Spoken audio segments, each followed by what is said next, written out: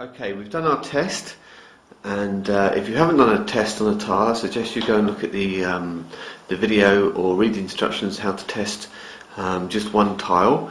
So once that's been done, now as you can see, the yellow bucket we have the anti-slip treatment in, and the red bucket we just have some water to wash away the anti-slip treatment. As you can see, there's a blue bucket with a lamb's wool applicator. If you intend on doing larger areas or commercial premises, this is what we use to put it down. It spreads the product a lot more evenly, and it just gets the job done a lot easier. So we have our anti-slip treatment in the yellow bucket. In the red bucket we have our water, and as you can see, I've used a matting.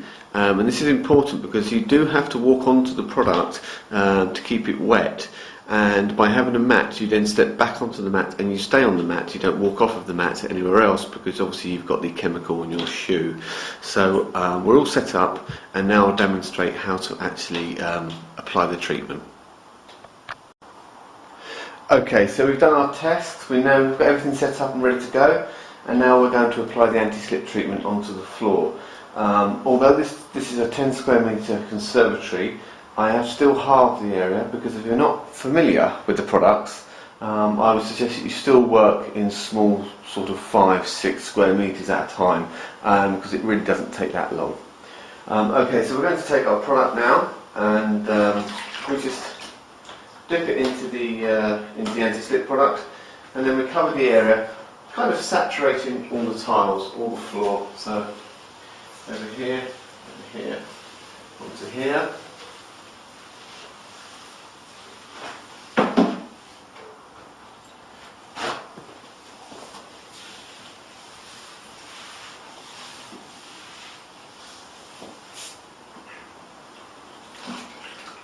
You don't have to soak the mop, just keep it wet, keeping the area wet all the time.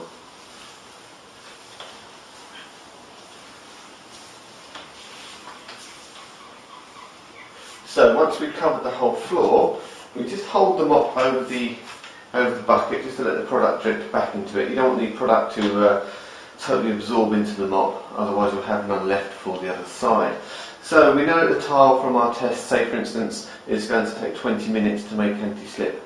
So then we just watch it for 20 minutes, all the time, just lightly dipping it in there, watching the edges, and just like the test, every sort of 3 or 4 minutes, just go around the edges, making sure it doesn't dry out. The product mustn't dry out, it only works in liquid form. If you let it dry out, you can get a mottled effect on the surface and it won't make it anti-slip. So with your stopwatch, when you set the timer off for 20 minutes, every 2 or 3 minutes just watch it and make sure that it's staying wet.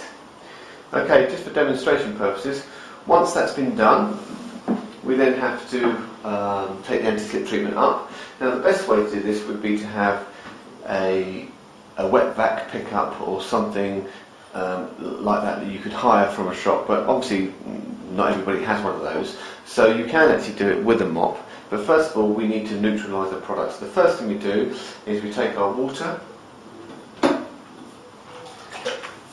and we just saturate the area with our water.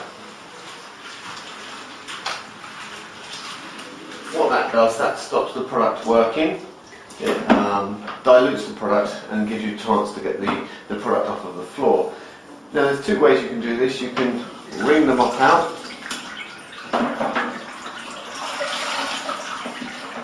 and you can just keep going until you dry the floor up and get rid of the bubbles, or you could have another dry mop, and again you could go over it with a dry mop and just keep on taking it up and taking it up until the floor is dry. Just keep rinsing out. A dry mop would probably be better actually. So anyway, once you've done that and the floor is dry, if you want to test it, just throw some water onto the floor. Once you've done that, as you can see, my foot isn't moving underneath the anti-slip product, and it's literally as easy as that.